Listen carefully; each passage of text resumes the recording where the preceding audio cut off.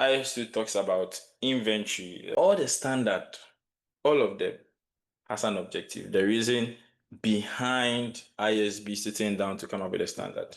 Okay, so for IAS2, the objective is to prescribe an accounting treatment for inventory. So please have it at the back of your mind. IAS2, inventory. It provides guidance for determining the cost of inventories and for subsequent recognition of expense. Now, there will be, if there are no guidance from the standard, there will be a lot of theory circulating, right? People would assume that the cost of inventory is limited to the purchase price. So when you talk to the supplier, how much you be paying the supplier should be used as the cost. Some other people would also be that because we incurred, let me say, incidental expenses, right? That has to do with the acquisition of the inventory. We should also add those costs like transport, carriage, and all those things, delivery fees, and all those things as part. And there will be a lot of theory circulating. So the standard has now come up with what? A guidance. And the objective is to educate us or give us guidance on how to determine what the cost of inventory and also what should not be included as the cost. So those will be treated as what? As an expense. Okay. Including any write down or write off to what? Net realizable value. IAS2 provide guidance on the cost formulas that are used to assign the cost to inventory. So the main objective of this standard is for us to determine the cost of inventory. Now let's look at the definitions. When we say inventory, what does it mean? Okay, so inventory, we are looking at assets held, one, for sale in ordinary course of business.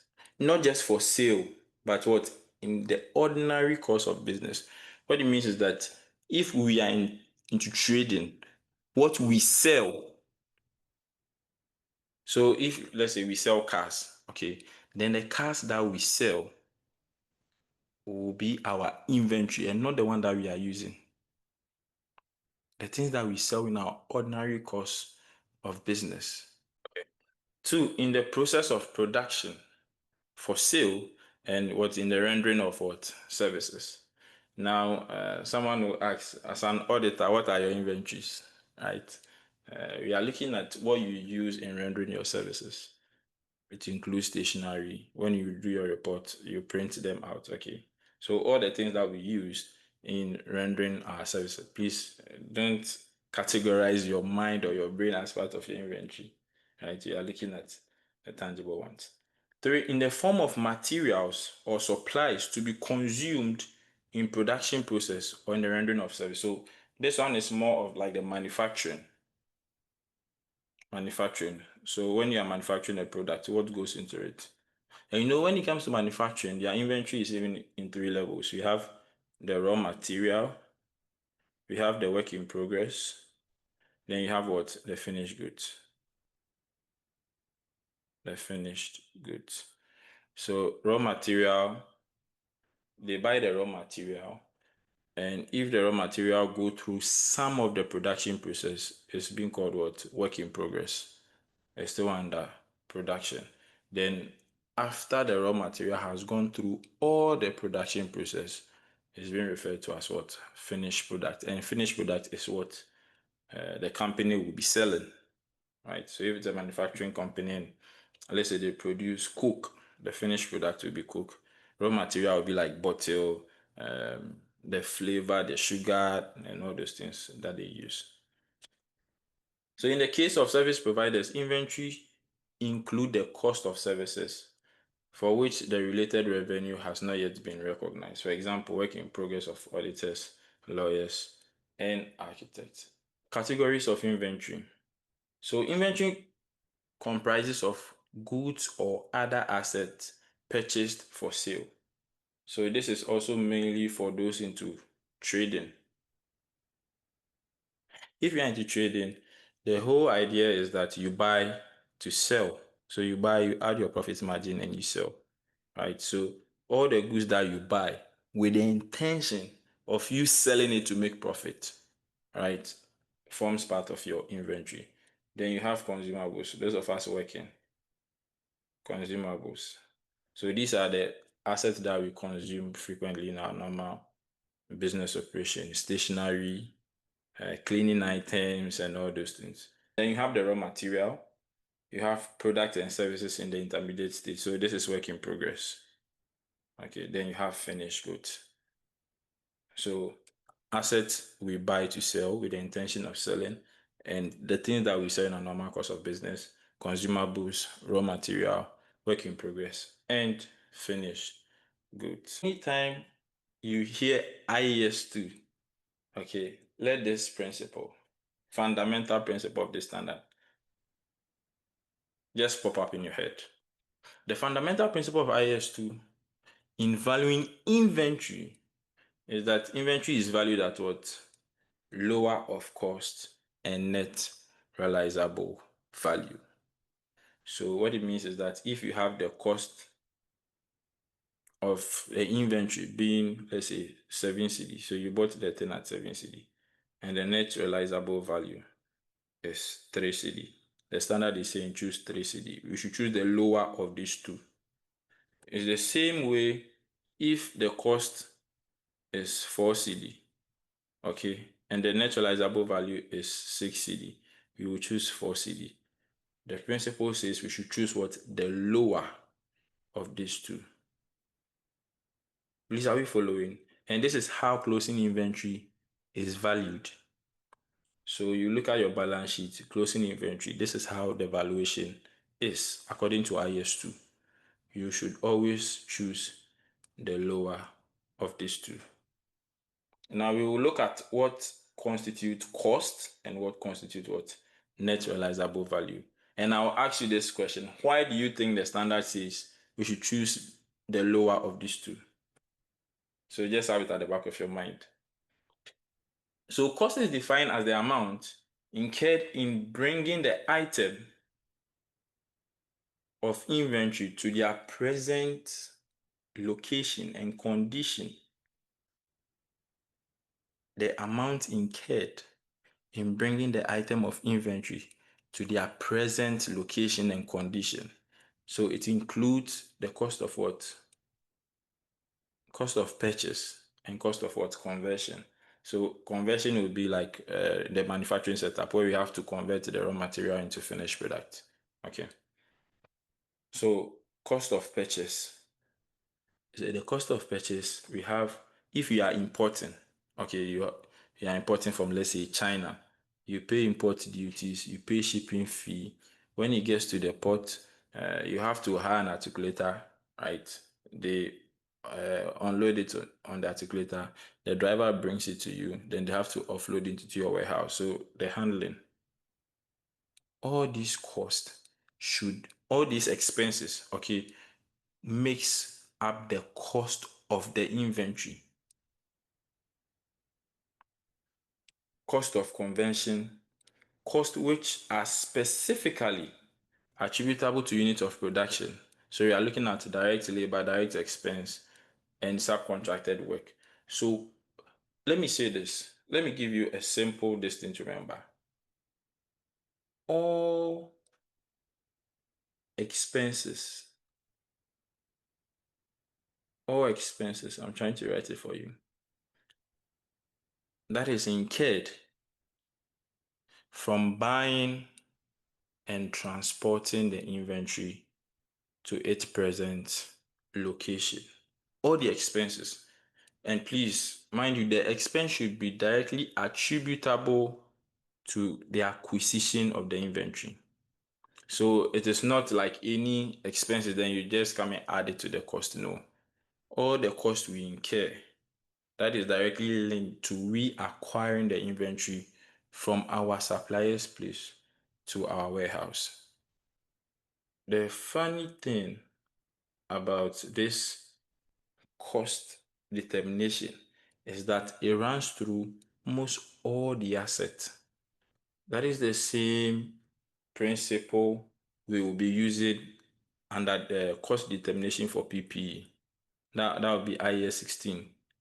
So if we want to determine the cost of property, plant, and equipment, okay, it goes beyond the purchase price. It goes beyond the amount we pay the supplier, all the expenses we incur during that stage, and in bringing or transporting the asset to its present location, or let's say our warehouse, okay, will form part of the cost.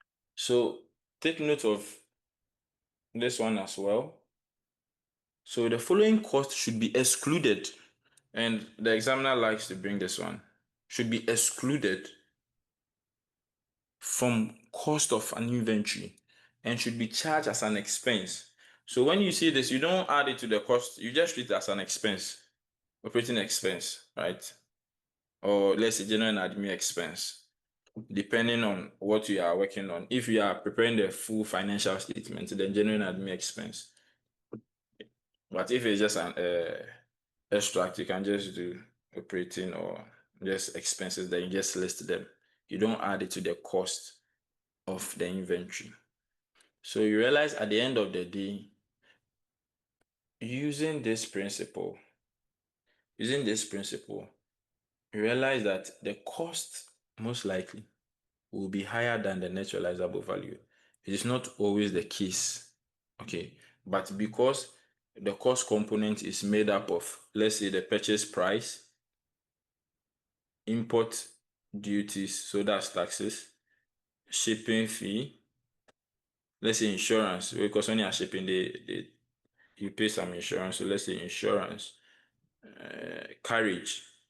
So when you add all these together, the amount will be huge as compared to the net realizable value. Okay, net realizable value. So net realizable value is the estimated selling price in the ordinary course of business, less what? Estimated cost of completion and estimated cost necessary to make the sale. So you always hear NRV is equal to fair value less cost to sell. You see people saying this fair value less cost to sell. You always, so kindly put this in mind because we will need this, we will meet it throughout, in fact, throughout the financial reporting course. Because IAS 16 will be talking about it, IAS 40 may talk about it, IFRS 5 will talk about it. So put this formula in mind. We will meet it. Net realizable value is what? Fair value less cost to sell. So fair value, we are looking at the selling price. Another terminology, market price, market value, and all those things, right? Then if we have to incur some expenses before we're able to sell that, we should less that. And this includes, there are instances where you may have to contract an agent, okay, to sell the product for you. And the person will be entitled to some commissions. If you have to hire some TikTok influencer to dance and do all those things, you pay the person. So the cost that you are incurring as a business in order to sell the product should be deducted from what? The selling price. And that gives you what? Your net realizable value. So the standard is that any write down to net realizable value should be recognized as an expense in the period in which the write-off occurs.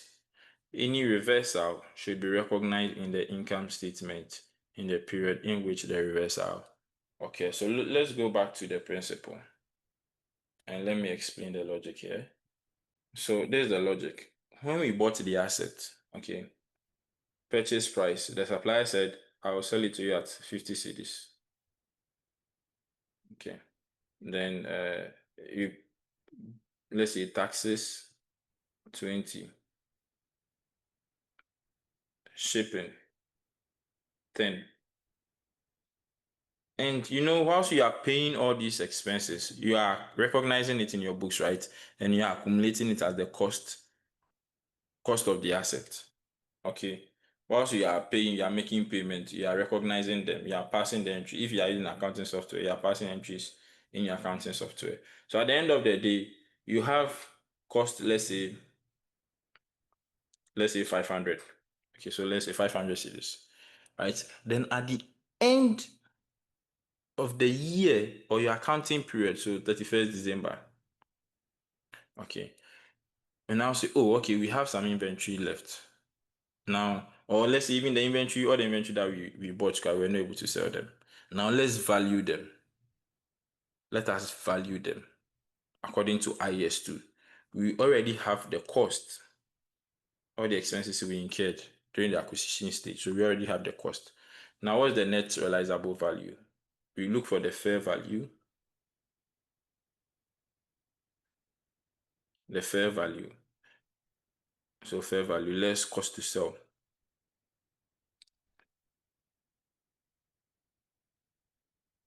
So let me do cost to sell, CTS.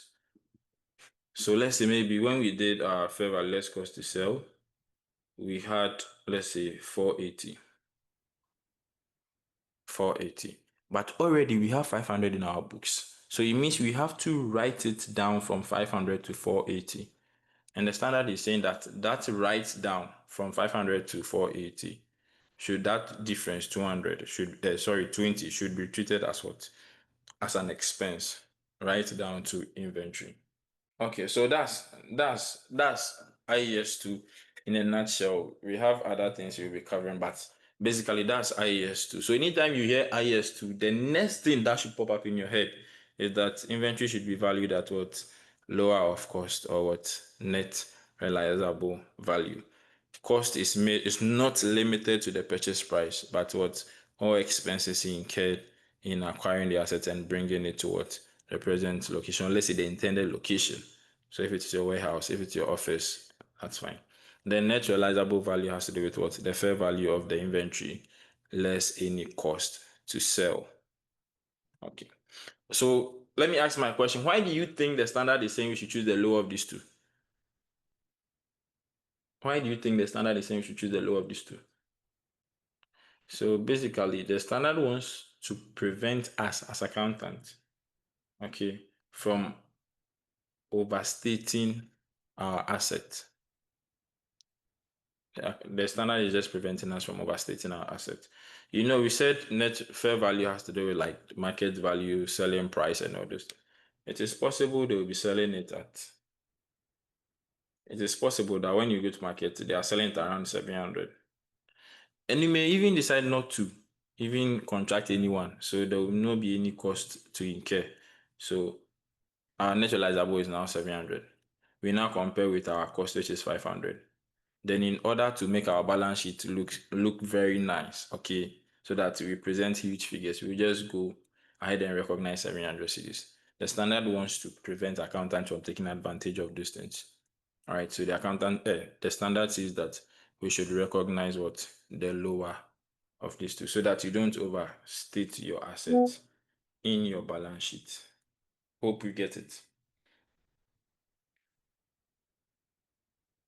Okay, so recognition as an expense. So the carrying amount of inventory sold should be recognized as an expense in the period in which the related revenue is recognized. So this is what we refer to as what? Cost of sales. So the cost, okay, the cost of the inventory that has been sold should be recognized as an expense in the year in which the inventory was sold to generate revenue. So this is in line with what we call the matching concept. I don't know if you remember from your accounting class. Matching concept. Matching concept.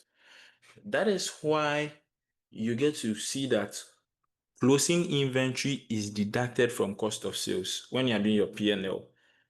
It is because closing inventory, these are goods we have with us at the end of the period. It has not been sold, right? It has not contributed to the revenue that we have generated. The revenue that we have generated is coming solely from the goods that we've sold. So if you want to determine profit, then it should be the revenue from the goods that we've sold, less expense or cost incurred on those inventory that has been sold. So if it has not been sold, we will take it off from cost of sales, and we arrive at what our profit. Okay. The amount of any write down of inventory to net realizable value and other losses of inventory should be recognized as an expense in the period in which the write down occurs. So if there are any write down or write off, you just recognize it. You don't just do lower of cost net realizable value and you neglect the difference. Okay. You write it down. You write it off as an expense, sorry. The amount of any reinstatement of cost of inventory arising from an increase in the net realizable value should be recognized as what? A reduction of expense in the period of what? The reinstatement occurs. Then some inventories may be allocated to other asset accounts. For example, inventory used as a component of self-constructed property, plant, and equipment. Inventories allocated to other assets in this way are recognized as an expense during the useful life of the asset. What this means is that there are instances where some inventories will form part of the cost of another asset. So let me give you a classical example. Assuming we sell cement, okay, and now we decide to construct our own office building, and we take some of the cement we are selling, okay, to construct the asset.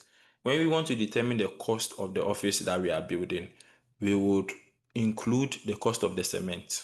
So the standard is saying that the cost of the cement, instead of recognizing everything as an expense, we would add it up to other expense of the other expense that we incur in constructing the office, and we will depreciate it over the useful life of the asset. So it will still be recognized as an expense, but it will be recognized as an expense in the form of depreciation rather than cost of sales. All right, so we have our inventory. Okay, so inventory, and we have PPE. So we said we are selling cement. Okay, and we are also building an office. The cement, we sell cement. Okay, so this is our inventory under IAS 2. Okay, IAS 2. This, our head office, property, plants, and equipment. So under IAS 16, we will look at IAS 16, don't worry. And I told you they all use the same cost model principles, like in determining the cost of the asset, all the expenses incurred. So when it comes to building the office, all the expenses incurred in constructing the office. Okay. So during the construction phase, paying of laborers, the delivery of cement and all those things, right? Ordinarily, the cement should have been recognized in our P&L as what? As part of our cost of sales. But in situations or scenarios where the cement is used in constructing the office building, okay, instead of going into our P&L as cost of sales, this time around it will go in our P&L as what? Depreciation. Because it would have been added to the cost of the office. It would have been added to the cost of the office. Then the cost will be divided by what? Useful life will be depreciated. So useful life. So this is a depreciation formula. Cost over useful life. Please, do we get it? So instead of coming in as cost of sales, it will be coming in as depreciation. So let's look at disclosure, the disclosure requirement. So the standard expects us to disclose some items in our financial statement with regards to what? Inventory. Okay. And if you've seen a proper financial statement, I'm saying proper because I want you to think about what happens in practice, not classroom scenarios. You realize that after seeing the P&L, the balance sheet, the cash flow, changes in equity, there is a whole note after the statement itself. Like there is a whole lot of writings, write-ups, and all those things, theories after the statement. And some of them are being included in the financial statement because of what? Disclosure requirements from the standards. So not just IAS 2, other standards as well. So from IAS 2, the following must be disclosed in accordance with IAS 2. Accounting policy adopted, including the cost formula used. 2, the total carrying amount classified appropriately. 3, amount of inventories carried at net realizable value. So we are doing cost, lower of course, net realizable value. There are instances, some of the inventory, okay, we may use net realizable value, some of them may use cost. So you have to disclose which ones we use the net realizable value and which one we used the cost. The amount of inventory pledged as securities for liability. So if you are going for a loan and you tell the bank, oh, I have some inventories, I'll use that as collateral, just give me the loan, I'll come and pay. You also have to disclose it. Sometimes it is very important because if someone is probably planning on buying your company, the person will be aware that, hey, even though I'm seeing the value of inventory as 1 million, this person has used those inventory as collateral for a loan, so that the person will be aware, or let me say stakeholders will be informed what is happening in the organization. Then the last one, the amount recognized as an expense or as income during the period in respect of inventories write down to the net worth. So once again, if we write down from cost to net realizable value, the difference is being treated as what? As write-off. Okay, so that write-off also needs to be disclosed. Let's look at this one. An enterprise has to be product in its inventory as follows. So we have the product, we have the cost, we have net realizable value. So this one, there is no trick here. Okay, so product A, 10,000, 12,000. Which one are you going to choose? 10,000, 12,000. Oh, feel free. Talk. Joe, which one are you going to choose? 10, 12? 10,000. 10,000. Correct. B, 11,000, 15,000. 11,000. 11,000. Then 12, 9.